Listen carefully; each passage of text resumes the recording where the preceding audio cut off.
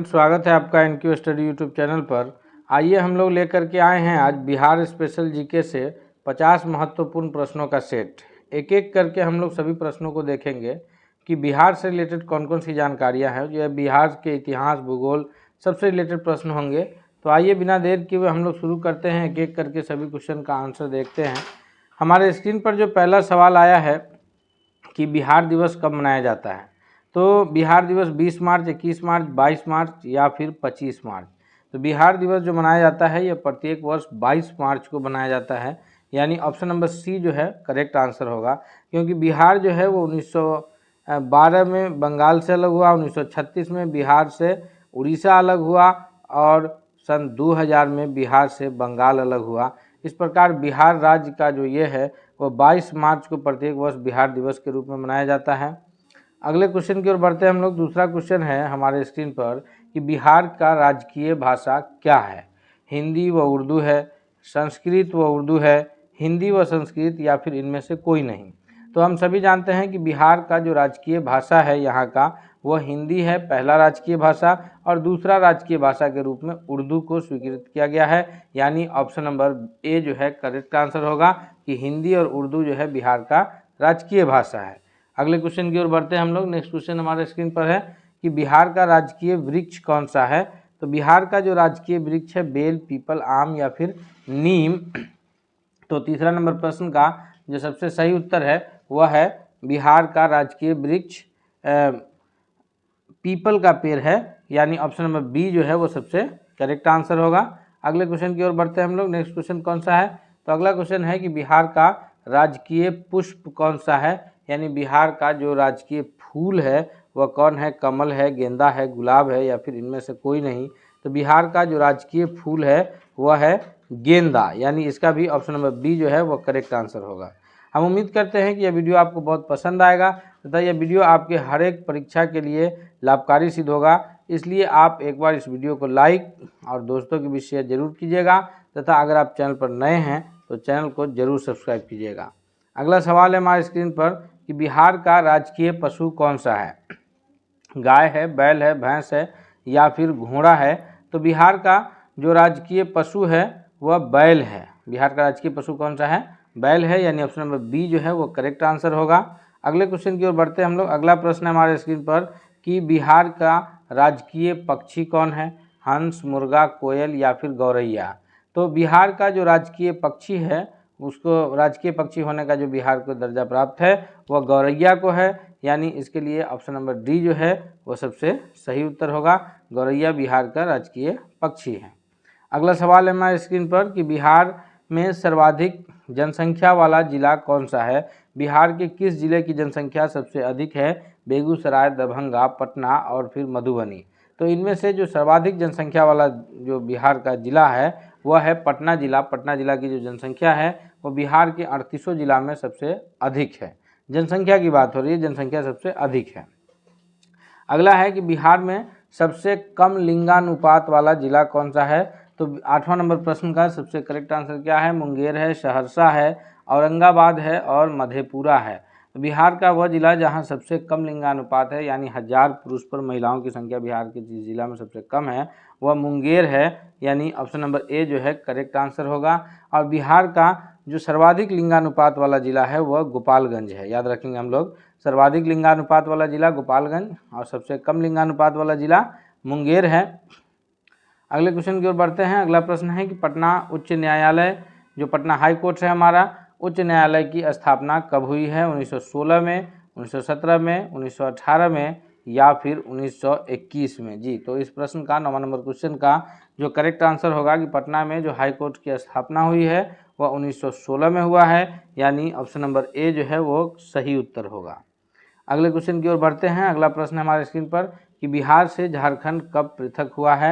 अभी हम पीछे एक क्वेश्चन के डिस्क्रिप्शन में हम लोग इस पर चर्चा कर रहे थे कि बिहार जो बंगाल से अलग हुआ 1912 में अलग हुआ, बिहार से उड़ीसा जो अलग हुआ वो 1936 में अलग हुआ, और बिहार से जो झारखंड का बंटवारा हुआ है अंतिम बार, तो बिहार से झारखंड जो है वो सन 2000 में हुआ है, यानी जो तिथि थी वो 15 नवंबर 2000 की तिथि थी। ऑप्शन नंबर ए जो है वो करेक्ट आंसर होगा कि बिहार से झारखंड का अलग होना 15 नवंबर सन 2000 ईस्वी को अलग हुआ है।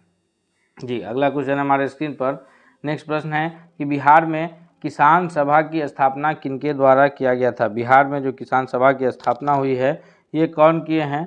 सहजानंद सरस्वती किए हैं, या फिर जयप्रकाश नारायण जी किए हैं, या स्वामी अग्निवेश के द्वारा किया गया है? इनमें से कोई नहीं। तो 11वां नंबर क्वेश्चन के लिए जो सबसे सही उत्तर होगा कि बिहार में किसान सभा की जो स्थापना है वह सहजानंद सरस्वती के द्वारा किया गया है, यानी ऑप्शन नंबर ए जो है वह सही उत्तर है।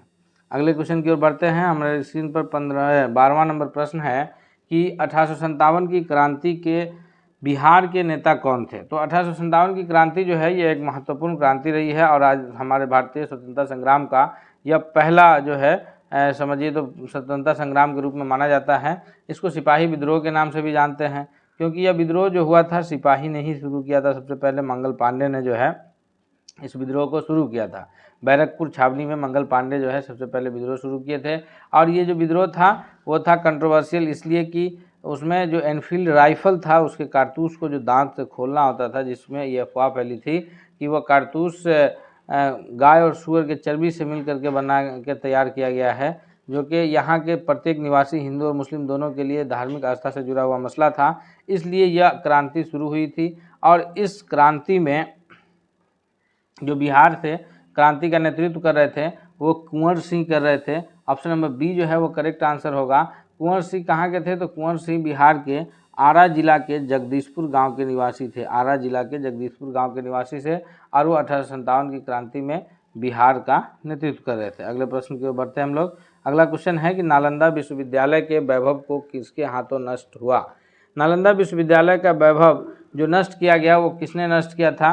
बख्तियार खिलजी ने, इब्राहिम लोदी ने, या फिर शेर शाह सूरी ने। तो इस प्रश्न का जो सबसे करेक्ट आंसर है 13वां नंबर क्वेश्चन के लिए वह है ऑप्शन नंबर ए कि बख्तियार खिलजी ने नालंदा विश्वविद्यालय के वैभव को नष्ट कर दिया था। उसे लगा ये राजा का महल है, उसने जो है उसको नुकसान पहुंचाया था। नालंदा विश्वविद्यालय में पढ़ी किताबें वर्षों तक जलती रही। नालंदा विश्वविद्यालय की स्थापना कौन किए थे? तो नालंदा विश्वविद्यालय की स्थापना कुमारगुप्त प्रथम के द्वारा किया गया था। आगे इसके ऑप्शन में है इब्राहिम लोदी जो कि दिल्ली सल्तनत का सबसे अंतिम सुल्तान है। शेर शाह सूरी जो है यह दिल्ली पर मुगल सम्राट हुमायूं को हरा करके एक सूरी वंश की स्थापना किए थे। इनका मकबरा जो है वो सासाराम जिले में स्थित है। अगले प्रश्न की ओर बढ़ते हैं हम लोग। अगला क्वेश्चन है कि पाटलिपुत्र के संस्थापक कौन थे? उदयन, अशोक, बिंबिसार। पाटलिपुत्र के जो स्थापना किए हैं वह पाटलिपुत्र की स्थापना मगध साम्राज्य के हर्यक वंश का जब शासन चल रहा था, हर्यक वंश की स्थापना जो बिंबिसार ने किया था, तो हर्यक वंश की जो शासन चल रहा था, हर्यक वंश के शासक बिंबिसार के बाद अजातशत्रु हुए और अजातशत्रु के बाद उनका पुत्र उदयन वहाँ का शासक बना। उन्होंने जो है पाटलिपुत्र की स्थापना किए थे, अर्थात ऑप्शन नंबर ए जो है वो करेक्ट आंसर होगा। उदयन के द्वारा पाटलिपुत्र की स्थापना की गई है। उदयन किस वंश का शासक था? तो यह हर्यक वंश का शासक था। और हर्यक वंश का शासन किस साम्राज्य में चल रहा था? तो हर्यक वंश का शासन जो है मगध साम्राज्य में चल रहा था और उन्होंने पाटलिपुत्र की स्थापना की और वहीं से पाटलिपुत्र फिर से राजधानी बनी थी। उससे पहले हर्यक वंश की राजधानी राजगिरी यानी राजगीर में थी। अगला क्वेश्चन हमारे स्क्रीन पर कि चंद्रगुप्त मौर्य के गुरु कौन थे? चाणक्य हैं, कनाद है, पराशर है, या फिर वातशान है। तो चंद्रगुप्त मौर्य के जो गुरु हैं हम सभी जानते हैं, ये कितनी बार आया है क्वेश्चन, कि चाणक्य थे। इनका अन्य नाम जो है, चाणक्य का अन्य नाम विष्णुगुप्त और कौटिल्य है और इन्होंने जो है अर्थशास्त्र की रचना की है। इनके पुस्तक का नाम है अर्थशास्त्र, जो कि उस वक्त की राजनीतिक परिदशाओं को बताता है। अगले क्वेश्चन की ओर बढ़ते हैं हम लोग। 16वां नंबर प्रश्न है कि बिहार केसरी से किसे संबोधित किया जाता है? बिहार केसरी के नाम से अनुग्रह नारायण सिंह को, कर्पूरी ठाकुर को, या फिर श्री कृष्ण सिंह को, या जयप्रकाश नारायण को। तो बिहार केसरी के नाम से जो संबोधित किया जाता है 16वां नंबर क्वेश्चन का जो सबसे सही उत्तर होगा वह है ऑप्शन नंबर सी, यानी डॉक्टर श्री कृष्ण सिंह को बिहार केसरी के नाम से संबोधित किया जाता है। और जयप्रकाश नारायण को जो है वो लोकनायक के नाम से जाना जाता है। कर्पूरी ठाकुर को जननायक के नाम से जाना जाता है। याद रखेंगे ये सारे शब्द जो हैं ये अक्सर पूछे जाते हैं परीक्षा में। तो बिहार केसरी डॉक्टर श्री कृष्ण सिंह को कहते हैं जो हमारे बिहार के प्रथम मुख्यमंत्री हुए हैं। जयप्रकाश नारायण को लोकनायक के नाम से जाना जाता है और कर्पूरी ठाकुर को जननायक के नाम से जाना जाता है। अगला क्वेश्चन है हमारे स्क्रीन पर कि बिहार का शोक निम्नलिखित में से किसे कहा जाता है। तो बिहार का शोक जो है वह अजय, कोसी, सोन और बागमती में से किसको कहा जाता है। तो बिहार का शोक जो है वह कोसी नदी को कहा जाता है, यानी ऑप्शन नंबर बी जो है इस प्रश्न के लिए सबसे सही उत्तर के रूप में जाना जाएगा। अगला क्वेश्चन है कि बिहार में बहने वाली नदियाँ में से किसका उद्गम स्थल अमरकंटक में है। कोयल है, सोन है, पुनपुन है या फिर इनमें से कोई नहीं। तो इस प्रश्न का जो सबसे सही उत्तर होगा कि बिहार में बहने वाली नदियों में से जो उद्गम स्थल अमरकंटक में है वह सोन नदी का है, यानी ऑप्शन नंबर बी जो है वह सबसे सही उत्तर होगा। दोस्तों, हम उम्मीद करते हैं कि यह वीडियो आपको ज़रूर पसंद आ रहा होगा, इसलिए इस वीडियो को आप लाइक कीजिए और दोस्तों के बीच भी शेयर कीजिए तथा अगर आप चैनल पर नए हैं तो चैनल को जरूर सब्सक्राइब कीजिएगा। अगला क्वेश्चन है कि बिहार में तेल शोधक कारखाना कहाँ स्थित है। तो बिहार में जो तेल शोधक कारखाना स्थित है वह कहाँ है, वह है बेगूसराय के बरौनी में, यानी ऑप्शन नंबर सी जो है वह सही उत्तर होगा। अगले क्वेश्चन की ओर बढ़ते हैं हम लोग। अगला प्रश्न है हमारे स्क्रीन पर 20वां नंबर क्वेश्चन है कि बिहार की कौन सी नदी पर बहुउद्देशीय परियोजना का कार्य चल रहा है। ये गंगा है, पुनपुन है, फल्गु है या फिर कोसी नदी है। तो बिहार की जिस नदी पर बहुउद्देशीय परियोजना का निर्माण कार्य किया जा रहा है वह नदी कोसी है। यह नेपाल से निकलती है सप्तकोशी के नाम से और बिहार का शोक इसे कहा जाता है। सीमांचल के एरिया में ये इतना रास्ता बदलती है और इतना अधिक बाढ़ लाती है, इस वजह से इसको बिहार के शोक के नाम से जानते हैं। अगला क्वेश्चन है हमारे स्क्रीन पर कि पूर्व मध्य रेलवे का मुख्यालय कहाँ स्थित है। पूर्व मध्य रेलवे का मुख्यालय जो है वो पटना में है या रायपुर में है या हाजीपुर में है या फिर मुजफ्फरपुर में है। तो पूर्वी मध्य रेलवे का जो मुख्यालय स्थित है वह वैशाली जिला के हाजीपुर में है। वैशाली जिला है जिसका मुख्यालय हाजीपुर है और वहीं पूर्व मध्य रेलवे का मुख्यालय भी स्थित है। 21वां नंबर प्रश्न के लिए भी सबसे सही उत्तर ऑप्शन नंबर सी होगा।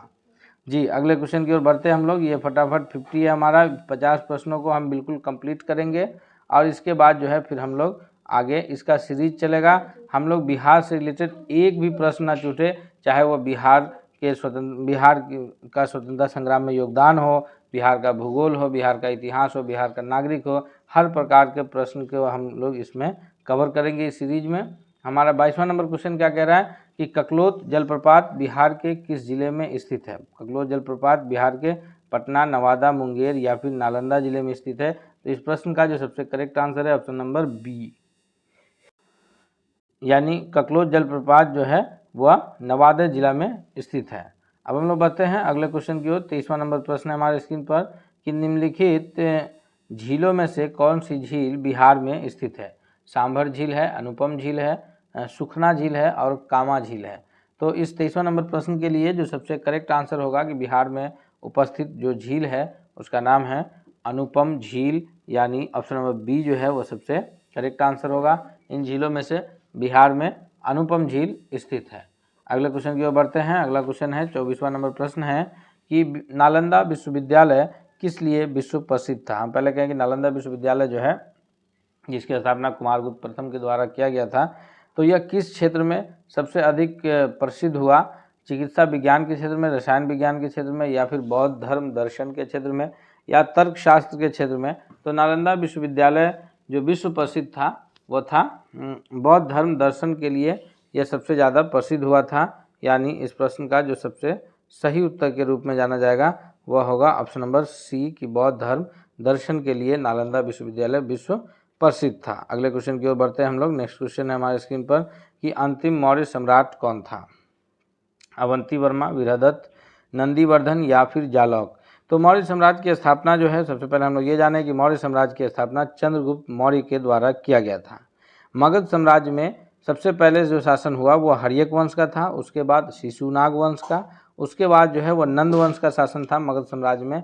और नंद वंश के अंतिम शासक घनानंद को पराजित करके चंद्रगुप्त मौर्य ने जो है वह चाणक्य की मदद से मौर्य वंश की स्थापना किए थे। मौर्य वंश में चंद्रगुप्त मौर्य के बाद बिंदुसार, अशोक, इन लोगों का शासन रहता है और उसके अंतिम सम्राट जो थे वो बृहदत्त थे, यानी ऑप्शन नंबर बी जो है वो सबसे सही उत्तर है। अगले क्वेश्चन की ओर बढ़ते हैं। 26वां नंबर प्रश्न हमारे स्क्रीन पर कि गुप्त सम्राट जिसने हुनों को पराजित किया है? कौन से गुप्त सम्राट ने हुनों को पराजित किया है, हुनों को हराया है? स्कंदगुप्त हैं, समुद्रगुप्त हैं, रामगुप्त हैं, या फिर इनमें से कोई नहीं।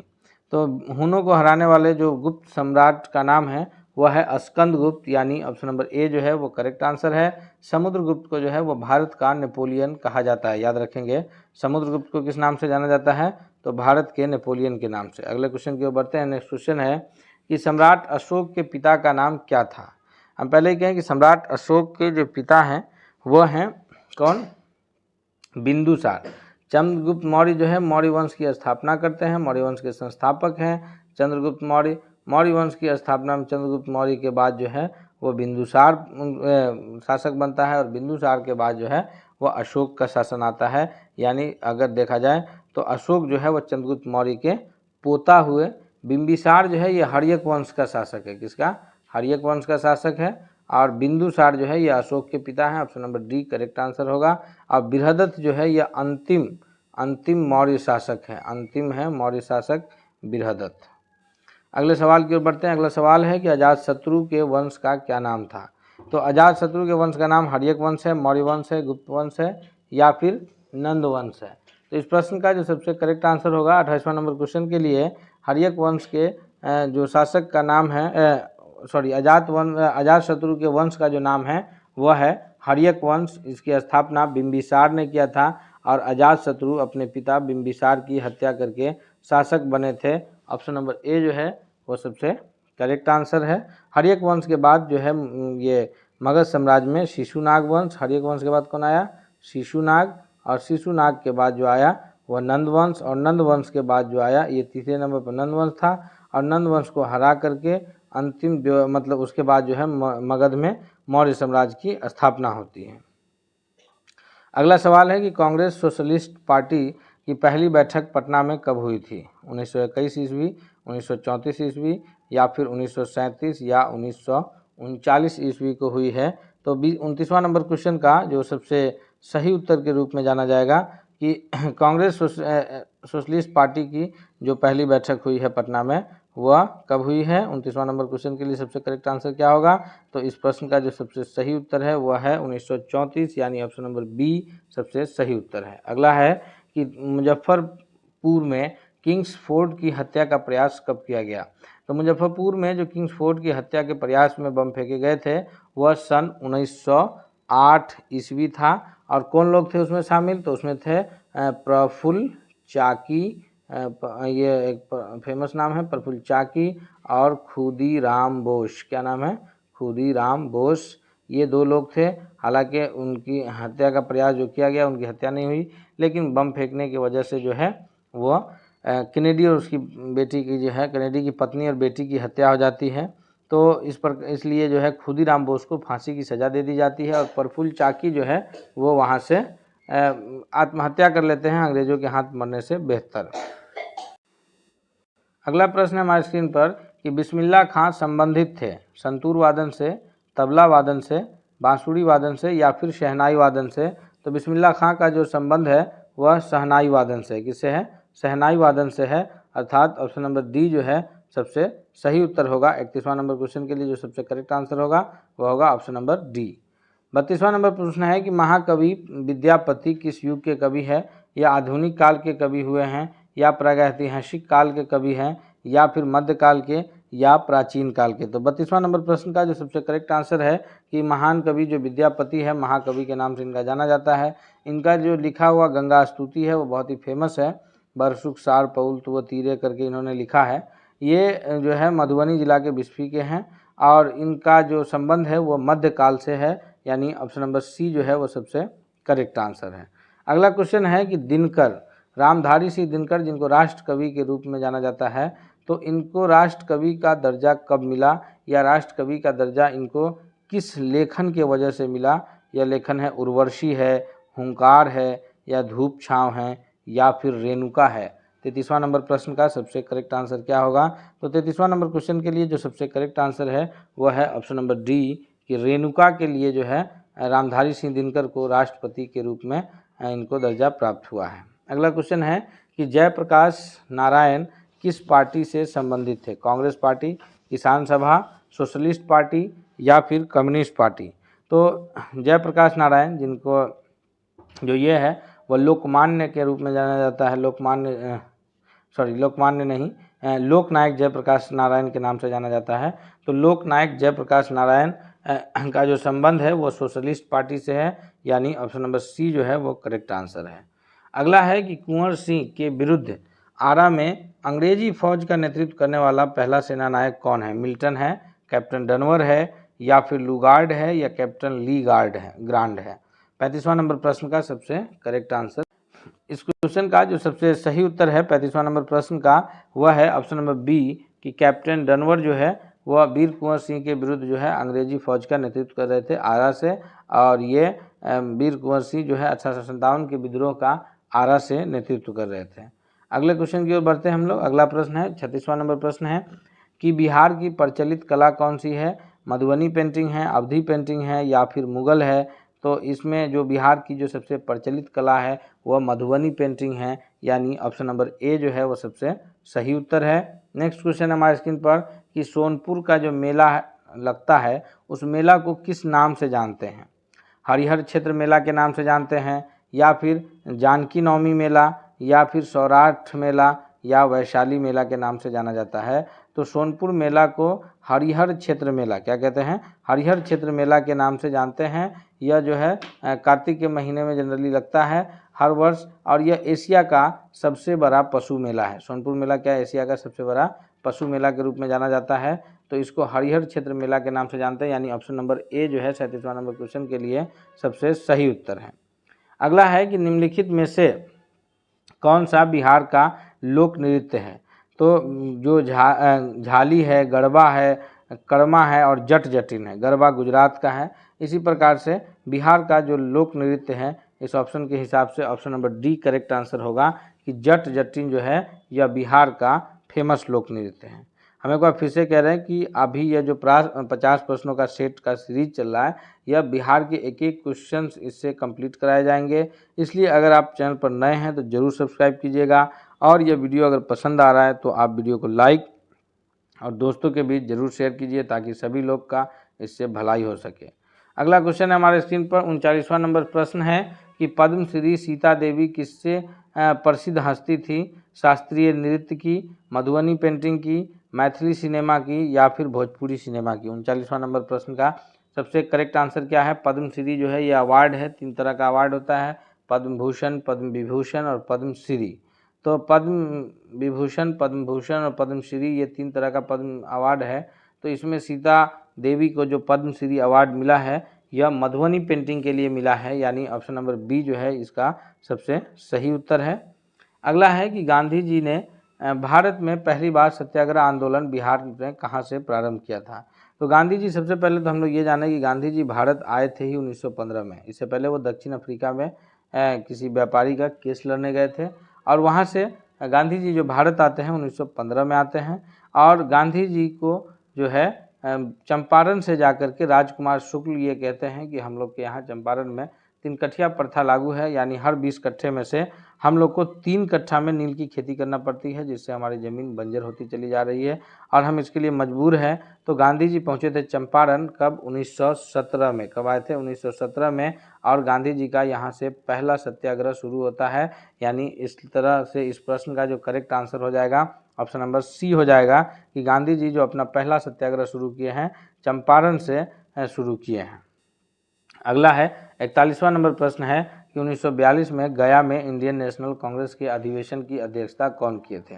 तो बिहार में भारतीय राष्ट्रीय कांग्रेस की जो ये होते थे प्रत्येक वर्ष जो अधिवेशन होते थे वो पहला अधिवेशन 1912 में हुआ था।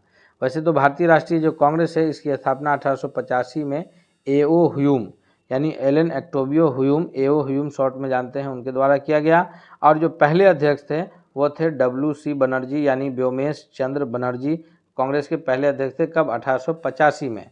उसके 27 वर्ष के बाद 27वां अधिवेशन हुआ है 1912 में। 1912 से याद रखेंगे, 12 से बांकीपुर जो पटना में है। 1912 में ये 27वां अधिवेशन था और यह बिहार का पहला अधिवेशन था। और जो है उसके बाद जो बिहार का दूसरा अधिवेशन हुआ है वो 1922 में हुआ है, 10 साल बाद। तो 10 साल बाद तो ये 37वां अधिवेशन था और यह गया में हुआ है। और इसका जो अध्यक्षता किए थे गया अधिवेशन के वो थे चितरंजन दास, CR दास के नाम से इनको हम लोग जानते हैं। अगले प्रश्न की ओर बढ़ते हैं हम लोग। नेक्स्ट क्वेश्चन है कि बेगूसराय में चौकीदारी कर के विरुद्ध आंदोलन का हिस्सा था। यह प्रश्न जो है यह पूछा गया था अभी BPSC TRE 1 जो एग्ज़ाम हुआ है उसमें भी यह प्रश्न आया था। यह बहुत ही इंपॉर्टेंट प्रश्न हो जाता है इस तरह से। 42वां नंबर क्वेश्चन का जो करेक्ट आंसर है कि बिहार में चौकीदारी कर के विरुद्ध जो आंदोलन हो रहा था वह कौन से राष्ट्रीय आंदोलन का हिस्सा था। तो यह असहयोग आंदोलन का, या खिलाफत आंदोलन का, या फिर भारत छोड़ो आंदोलन का, या सविनय अवज्ञा आंदोलन का। तो देश में जिस वक्त सविनय अवज्ञा आंदोलन चल रहा था उसी समय बिहार के बेगूसराय के लोगों ने जो है चौकीदारी कर के विरुद्ध एक आंदोलन शुरू किया था, यानी ऑप्शन नंबर डी जो है इसका सबसे सही उत्तर है। अगले क्वेश्चन की ओर बढ़ते हैं। नेक्स्ट प्रश्न है हमारे स्क्रीन पर कि चंपारण आंदोलन से कौन संबंधित नहीं है।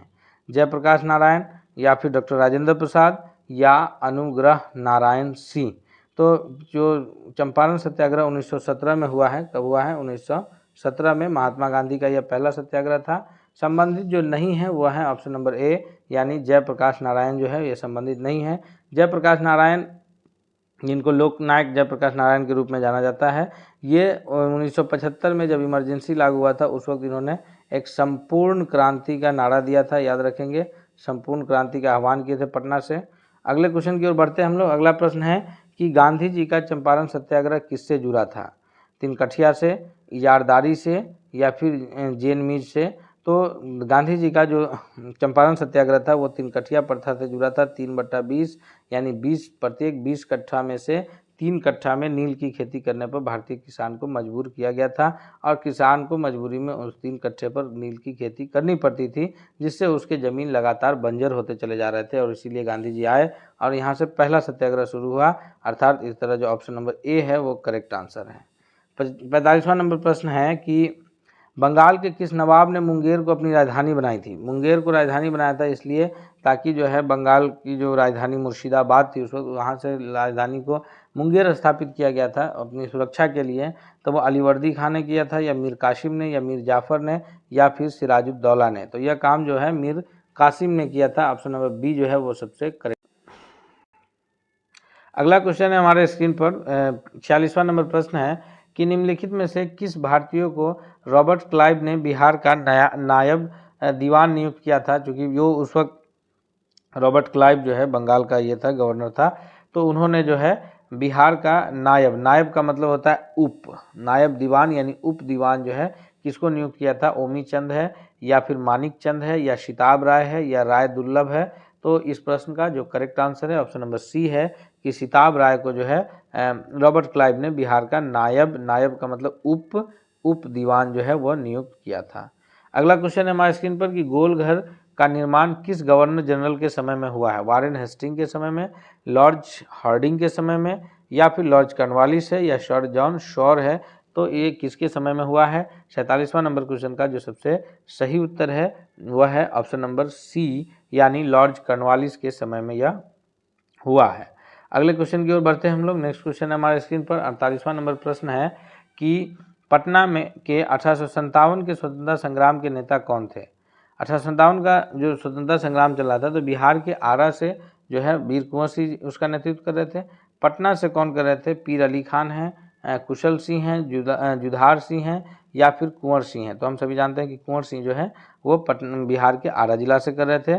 तो इस पटना से जो कर रहे थे वो थे पीर अली खान, यानी ऑप्शन नंबर ए सही उत्तर है। अगला है यह सेकेंड लास्ट प्रश्न है इस सीरीज का। इसके बाद लगातार ये सीरीज आएगा जब तक कि बिहार के एक एक प्रश्नों को हम लोग कंप्लीट न कर लें। इल्तुतमिश ने बिहार में अपना प्रथम सूबेदार नियुक्त किया था। किसको नियुक्त किया था? एवाज है, नासिरुद्दीन महमूद है, मलिक जानी है, या फिर अली मदीन है। तो इल्तुतमिश जो है यह दिल्ली सल्तनत के गुलाम वंश का शासक था। तो इल्तुतमिश के द्वारा जो है इसको जो है गुलाम वंश का कुतुबुद्दीन ऐबक के बाद इल्तुतमिश जो है वह सुल्तान बना था। तो इसको जो है हकीकत रूप से इसी को जो है संस्थापक के रूप में माना जाता है, हालांकि स्थापना जो है वो कुतुबुद्दीन ऐबक ने किया था। तो इल्तुतमिश ने जो बिहार का अपना प्रथम सूबेदार नियुक्त किया है वो मलिक जानी को किया है, यानी ऑप्शन नंबर सी जो है वो करेक्ट आंसर है।